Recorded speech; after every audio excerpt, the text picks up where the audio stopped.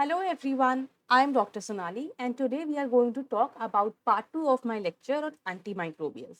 इस lecture में we will be mainly concentrating on protein synthesis inhibitors. Let's start.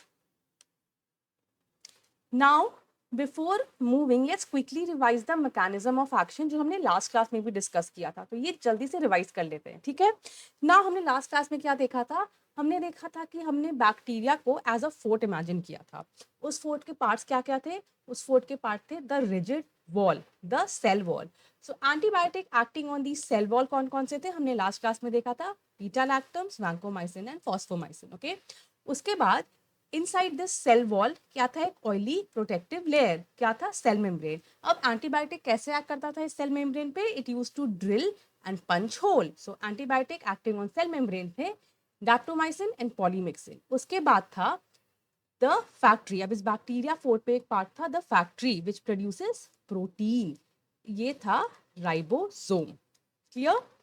So the antibiotic, which was the protein acting on the protein synthesis, is divided in two parts. इस ribosome के भी दो part होते हैं. Ribosome का दो सब unit होता है, the 30S subunit and the 50S subunit.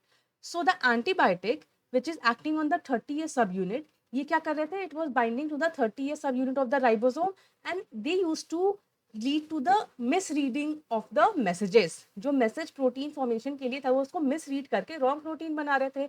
इससे फैक्ट्री में कयोस हो जा रहा था. सो इसका निमोनिक था attack at 30. So the antibiotic binding to the 30th subunit of ribosome वो थे aminoglycosides, tetracyclines and tetracyclines. Clear? उसके बाद the 50S, the antibiotic binding to the 50S subunit of ribosome. ये क्या कर रहे थे? They were inhibiting the protein chain formation. जो पेप्टाइड बॉन्ड फॉर्मेशन था ये उसको टारगेट कर रहे थे. तो इससे क्या हो रहा था? इससे जो प्रोटीन फॉर्मेशन था वो मिडवे स्टॉप हो जा रहा था. तो ये क्या कर रहे थे? It was damaging the main control line MCCL, macrolides, chloramphenicol, clindamycin and linezolid. ठीक है, this was protein synthesis inhibitors. After that हमने किसको टारगेट किया? हमने टारगेट किया था बैक्टीरिया का एनर्जी सप्लाई, बैक्टीरिया का किचन. अब उसमें क्या था? अब सी, अगर बैक्टीरिया के पास खाना ही नहीं है, उसके पास एनर्जी ही नहीं है, तो how will it function? So it was the antibiotic targeting the folic acid pathway. उसमें आ रहा था कोट्राइमोक्साजोल. उसके बाद हमने टारगेट किया था the blueprint room, just is a nucleic acid targeting the DNA and RNA of the bacteria. इसमें क्या आ रहा था? इसमें एंटीबायोटिक्स थे हमारे पास fluoroquinolones, metronidazole and rifamycin. So R for rifamycin, it was targeting the RNA polymerase. Fluoroquinolones and metronidazoles were targeting the bacterial DNA. Clear? Okay. Now this PPT alone, इसमें बैक्टीरिया के mechanism of action, sorry antibiotic के mechanism of actions है and also the classification of antibiotics kind of इसमें superficially cover हो जा रहा है. And this slide alone इससे काफी क्वेश्चंस डायरेक्टली आ सकते हैं. स्पेशली इंपॉर्टेंट है ये protein synthesis inhibitors, this part. So we'll be starting today with that. Okay, let's move ahead. So the protein synthesis inhibitor. हमने लास्ट लेक्चर में क्या किया था? लास्ट लेक्चर में हमने बैक्टीरिया का वॉल ब्रेक किया था. अब हम प्रोटीन फैक्ट्री को अटैक करने वाले हैं. ठीक है, so this is your ribosome, हमारा प्रोटीन फैक्ट्री. अब इस राइबोसोम के दो सब यूनिट है 30S एंड 50S. सी, यहाँ पे काम चल रहा है, प्रोटीन बन रहा है. This is the tRNA. This tRNA is bringing amino acid और उसके बाद वो अमाइनो एसिड जो है प्रोटीन चेन में फॉर्म हो रहा है, बन रहा है. Everything is working nicely, bacteria is happy. अब आते हैं हमारे antibiotics. Antibiotics that binding to the 30S subunit of ribosome, the attacking at 30. Aminoglycoside, tetracycline, tigecycline. Antibiotic binding to the 50S subunit of ribosome, targeting the main control line. कौन से थे? Macrolides, chloramphenicol, clindamycin and linezolid. See, ये नाम बहुत important है, ये मैं बार बार repeat कर रही हूँ बिकॉज एग्जाम में this can get very confusing. You will get a question कि which is the antibiotic which binds to the 30S subunit of ribosome. They'll give you options and अगर mnemonic के साथ नहीं याद है तो at that time under lot of pressure ये बहुत ही confusing हो सकता है. So to remember this is important. Okay. Now see, 30S subunit of ribosome है. What is its main function? इसका काम है, this is the reading department. इसका काम है जो mRNA है. mRNA क्या है? Messenger RNA. इसके पास मैसेज है, इट हैज मैसेज की प्रोटीन बनाना है. कैसे बनाना है, क्या बनाना है? 30S सब यूनिट का काम है to read the mRNA instruction correctly. Clear? Let's start with the first drug in our protein synthesis inhibitors, that is the aminoglycosides. Now aminoglycosides are bactericidal. बैक्टीरियासाइड का मतलब क्या होता है? बैक्टीरियासाइडल मतलब इट किल्स द बैक्टीरिया. ठीक है, last lecture में हमने पढ़ा था beta lactams was also bactericidal, correct? Now aminoglycosides के अंदर the antibiotics which are there are streptomycin, tobramycin, amikacin and gentamicin. Now to remember it, the mnemonic is STAG. ठीक है, strepto, tobra, amikacin and gentamicin. Clear? Now let's see the mechanism of action of aminoglycosides. अब सी क्या होता है, सबसे पहला point which you should remember always is the mechanism of action में there is irreversible binding to the 30th subunit of ribosome. Aminoglycoside का irreversible binding होता है. उससे क्या होता है, इरिवर्सिबल बाइंडिंग होगा. mRNA 30th का काम क्या था, मैंने क्या बताया था, 30th सब यूनिट का mostly to read the messages of the mRNA. Irreversible binding हो गया अमाइनोग्लाइकोसाइड का. अब it will cause misreading of mRNA, causes misreading of mRNA. ठीक है, अब misreading हुआ तो उससे क्या होगा, misreading होने से इंस्ट्रक्शन सही नहीं मिलेंगे. मान लो द एक्चुअल इंस्ट्रक्शन था to make protein A, clear, लेकिन इसने मिसरीड कर लिया because of aminoglycoside.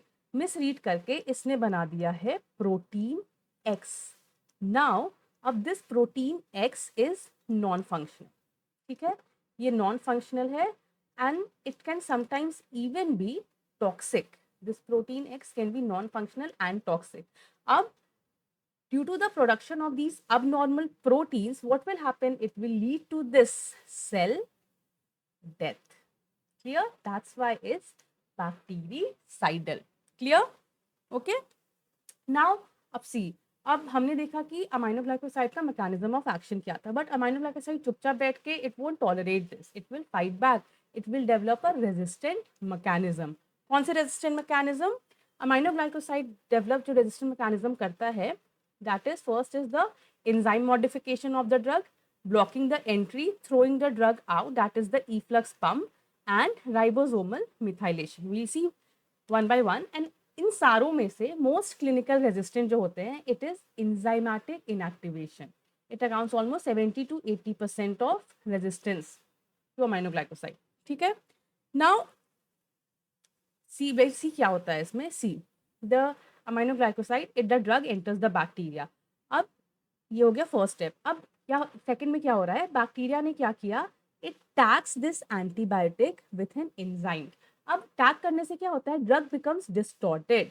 Enzymatic inactivation मतलब एंजाइम ऐड करने के बाद ड्रग जो है इनएक्टिव हो जा रहा है. अब inactive drug can not bind to ribosome. हो गया resistant mechanism. That means the aminoglycoside, these drugs now, these antibiotics can not work on the bacteria. Clear? ठीक है, now what are the types of these enzymes? First is this acetyl transferase, it adds the acetyl group. Second is the phosphotransferase, it adds the phosphate group. फिर आता है nucleotidal transferase, it adds nucleotide. Clear? Let's move ahead. Then आता है हमारा second resistance mechanism, decrease in permeability. इसमें क्या होता है, इसमें कुछ भी नहीं होता है, बस it closes its gate. Bacteria will close its gate, तो drug entry नहीं कर पाएगा. Clear? Very easy. Now एक very important point which I want to tell you here is that कि aminoglycosides जो होते हैं, they are only working on aerobic bacteria. On the aerobic bacteria, aminoglycoside doesn't work on anaerobic bacteria. ठीक है, it doesn't work on anaerobic. क्यों? Because the drug uptake in bacteria का difference. अब see, जो aminoglycosides है वो require, उसका oxygen dependent transport requirement होता है. See in aerobic bacteria with the help of oxygen the drug gets, वो एक्टिव ड्रग अपटेक होता है. एनारोबिक बैक्टीरिया में तो ऑक्सीजन ही नहीं होता है, तो वो अपटेक कैसे होगा ड्रग का. Clear? That's why it doesn't work on anaerobic bacteria. किस पे काम करते हैं, एरोबिक बैक्टीरिया. क्लियर? ठीक है, now let's move ahead. Next resistance mechanism to aminoglycosides, efflux pump. Drug gets thrown out, before वो टारगेट पे रीच करे उन्हें बाहर निकाल दिया जाता है. Next is target modification. This is a very interesting this is a resistance mechanism जिसके बारे में पता होना चाहिए. सी अभी तक हमें क्या पता है कि अमाइनोग्लाइकोसाइड वर्क्स कैसे करता है, it binds to the 30th subunit of ribosome. 30th subunit of ribosome में भी it binds to the A site of 16S RRNA, ठीक है। उससे क्या होगा, उसके बाद रॉन्ग प्रोटीन फॉर्मेशन होगा, there is whole system failure and this bacteria dies. ये हो रहा था। अब बैक्टीरिया ने क्या किया, bacteria produced an enzyme, this enzyme कौन सा है ये, 16S RRNA मिथाइल ट्रांसफरेज। इसने क्या किया, it is adding methyl group to this site, to this target site of this ribosome. अब क्या होगा, टारगेट साइट चेंज हो गया, this target site modification. Similar thing was happened, remember किसमें, MRSA में, ठीक है। सेम कुछ वैसा ही हो रहा है, टारगेट साइट मॉडिफाई कर गया, तो जब amino glycoside tried to bind, it cannot, it bounced back, there is no binding. अब there is normal protein synthesis, correct reading, correct information आ रहे हैं mRNA से, and bacteria is multiplying. Okay, understood, clear? Now aminoglycoside cannot bind, ribosome works normally and bacteria survive. Okay, now let's see the, this is the mnemonic for the resistance mechanism of your aminoglycosides. तो it is modifying enzyme, bacteria कैसे करते हैं resistant, develop करते हैं resistant against aminoglycoside. First is modifying enzyme, second efflux throwing the bacteria out, sorry throwing the drug out, third is blocking the entry of the drug, and last is target modification. Clear, MEET। तो this was all about aminoglycoside. Next आता है tetracycline. अब tetracycline is bacteriostatic.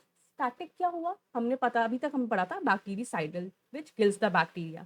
Bacteriostatic मतलब होता है it stops the growth of bacteria, it doesn't directly kill the bacteria, it will stop the growth of bacteria. ये bacteria को multiply करने से रोकेगा। Okay, that is bacteriostatic.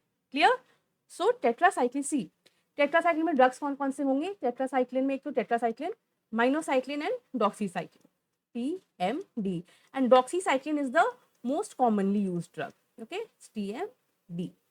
Now let's see the mechanism of action of tetracycline. See, अब तक normally क्या हो रहा था, this is the 30th subunit of ribosome. तो इसमें क्या हो रहा है, this is the tRNA. This tRNA is bringing amino acids. These are the amino acids. It is bringing the amino acid on the 30th सब unit, और 30 सब unit में भी ए साइट पे ये अमाइनो एसिड्स लाता है which comes and binds to this growing peptide bond, ठीक है, सॉरी ग्रोइंग पेप्टाइड चेन। इस ग्रोइंग पेप्टाइड चेन में और अमाइनो एसिड आके ऐड हो रहे हैं। ये अब तक हो रहा है बैक्टीरिया में in the protein factory. What will tetracycline do, tetracycline will stop the entry of this tRNA carrying the amino acids. This entry is stopped. It cannot reach to the A site of the ribosome. उससे क्या होगा, उससे there is no protein chain formation, तो उससे क्या होगा, bacteria growth, the bacterial growth it stops, that's why it is bacteriostatic. Clear? Okay, now it is famous for atypical organisms like your Rickettsia, Chlamydia and Mycoplasma. Now doxycycline is the drug of choice for your rickettsial infection, Rocky Mountain spotted fever and typhus. It is also the drug of choice for your Chlamydia trachomatis and Mycoplasma pneumonia.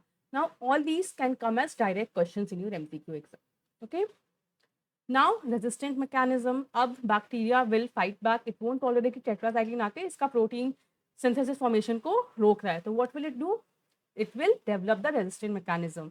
First is ribosomal protein. क्या होता है, ribosome को protect करना होता है। So what happens is there is a ribosomal, this is a ribosomal protein, this ribosomal protein comes and binds to the ribosome. अगर इसी ने राइबोसोम को बाइंड कर लिया है तो tetracycline won't come and bind, ठीक है। Second is efflux pump resistance, drug gets pumped out, it gets thrown out. Clear?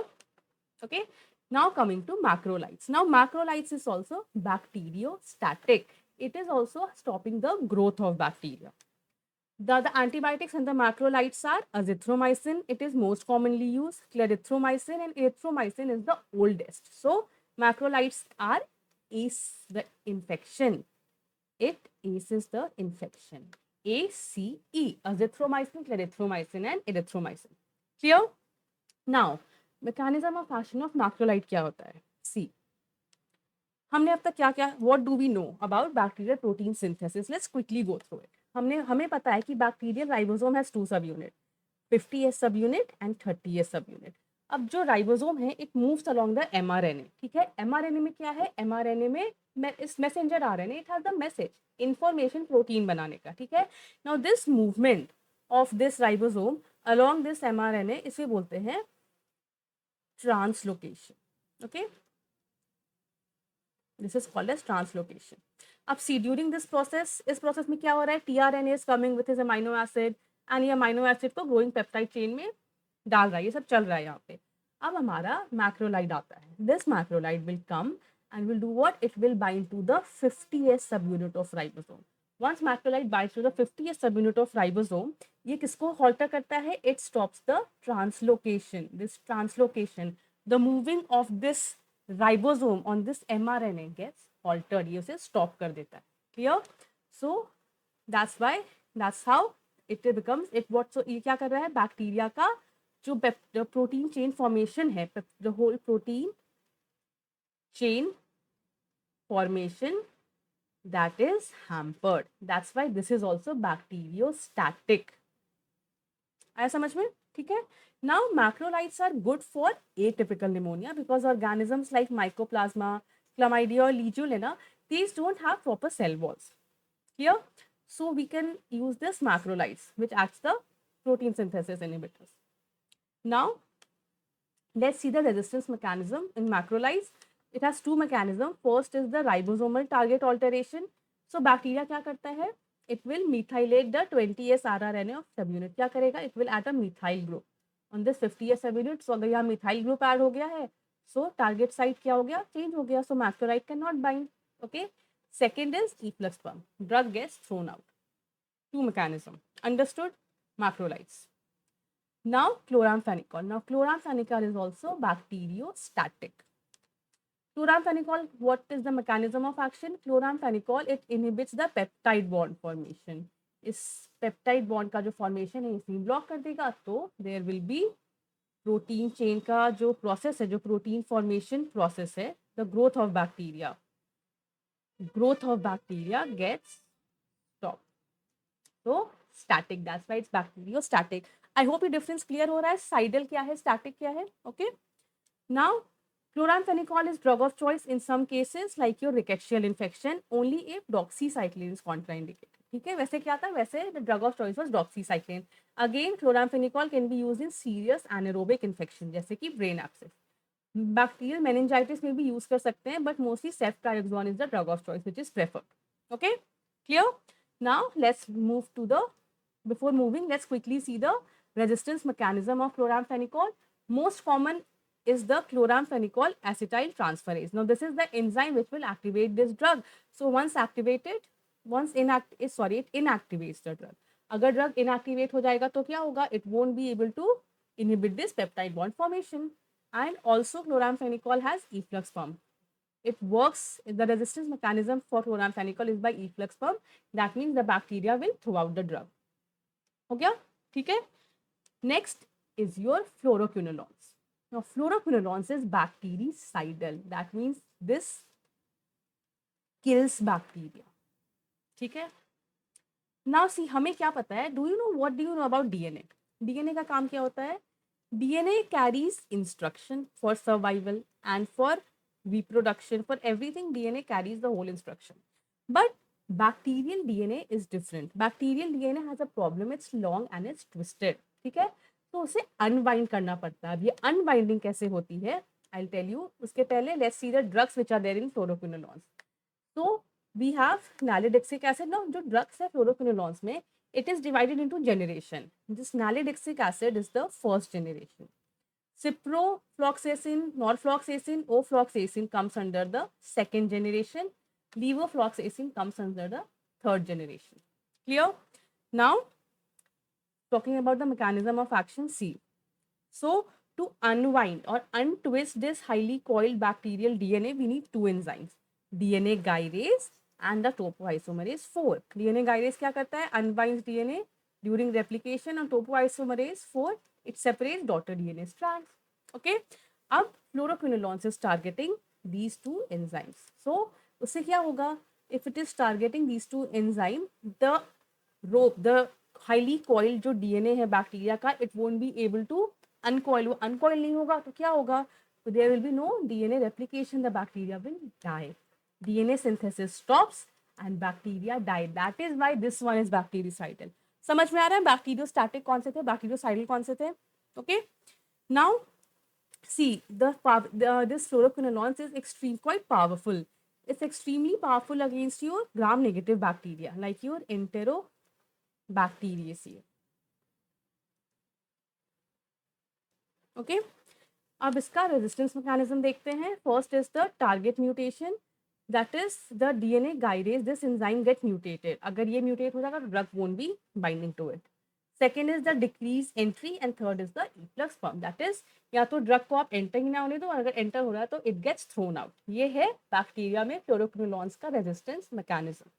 Okay, now let's quickly see all the resistance mechanism towards these antibiotics which we know till now. Okay, let's quickly sum it up. First क्या था, first was efflux pump. मतलब जो bacteria है वो क्या कर रहा है, वो एंटीबायोटिक को घुसते ही before it can reach target site और कुछ हार्म कर सके उस बैक्टीरिया को, the drugs get pumped out. ठीक है, जैसे कि E coli has this mechanism against your chloramphenicol, staphylococci has this against macrolides. उसके बाद this was your first. Second आता है porin channel, it gets close. अब see, bacteria closes the door, अगर डोर ही नहीं होगा तो एंटीबायोटिक घुसेगा कैसे? ये किस में दिखा था हमें, many gram negative bacilli against your aminoglycosides and fluoroquinolone, ये उनमें दिखता है. अब आता है अपना important one, the drug inactivation. The drug inactivation. अब इसमें we saw the beta lactamases. The beta lactamase enzyme, ये it was seen in both gram positive and gram negative bacteria, both positive and negative. ठीक है, aminoglycoside modifying enzyme, this is also seen in both gram positive and gram negative bacteria. अब chloramphenicol acetyl transferase, this is mostly seen in your which bacteria? Enterobacteriaceae. Okay, after that there is your fourth, target modification. Target modification हमें किसमें देखा था? MRSA, remember methicillin resistant staph aureus, उसने क्या किया था, target site ही change कर लिया था. And the second was chloramphenicol acetyl transferase. This is also target site change in your, oh I'm so sorry, this chloramphenicol acetyl transferase is in your drug inactivation. This doesn't come your target site modification, that is only MRSA. Clear? Okay, so first is the efflux pump, second is the porine channel, third is drug inactivation, and fourth is target site modification. Best example of target site modification, remember it's always MRSA, methicillin resistant staphylococcus aureus. Okay, clear? Now let's see the antibiotics which are bactericidal and which are bacteriostatic. Okay, अब ये difficult हो सकता है to remember all, that's why there is a mnemonic for bactericidal drug. It is very fine bacteria die. V for vancomycin, F for fluoroquinolones, okay, quinolones, this for beta lactamase, and D is for daptomycin. Okay, daptomycin. Next are your list of bacteriostatic drug. अब static सी साइडल क्या कर रहे थे, they were killing the bacteria. Static, what bacteriostatic antibiotics were decreasing the growth of bacteria. It was stopping the bacteria from multiplying. Okay, bacteria. Understood? अब bacteriostatic में क्या है? It is the calm medical lab stops. T stands for tetracycline, C stands for chloramphenicol, M stands for macrolides, L stands for linezolid, and S stands for sulfonamides. Okay, sulfonamides. I hope this topic of antimicrobial resistance I was able to help you guys to understand the core concept. And if you have any difficulty, you can ask your questions in the comment section. Or also, I have given the link for my Telegram channel. You can join that and you can ask any questions in the whole entire microbiology. Thank you.